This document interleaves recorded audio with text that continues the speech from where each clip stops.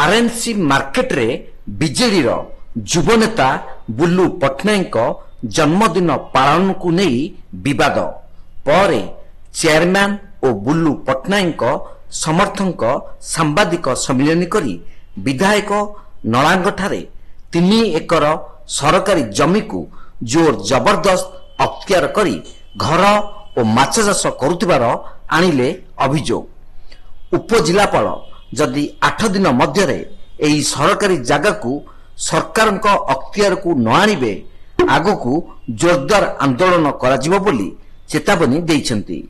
आगकू देखिबाकू बाकी रहिला एही विवाद आगकू केउ रूप नेउछि।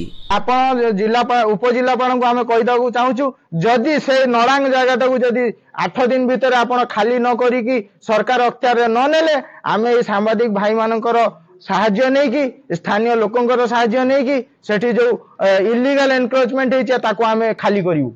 एटा आमे चेतावनी दउछु 8 दिन रो चेतावनी दउछु। द्वितीय कथा हैला पुलिस माने जो आसामी मानक जो भय रहउनी पुलिस प्रति गोटे आपण जानिथिए महताब कोठी रे आपण गोटे चोरा काठ धरा पड़िला सेथिरे जे मुख्य आसामी से 5 दिन पर गोटे प्रोग्राम करछन तांको नारे एफआईआर अछि से गोटे महताबंक जन्मदिन प्रोग्राम करछन सेथिरे एमएलए एमपी जाई कि मौजूद रहउचंती पुलिस जाई कि मौजूद रहउचंती सेठी से आसामी जे कि ता नारे 3 दिन पूर्वरु केस हेछि से चोरा काठ पई से सेठी आसामी रहिछि एमपी एमएलए रहिचंती।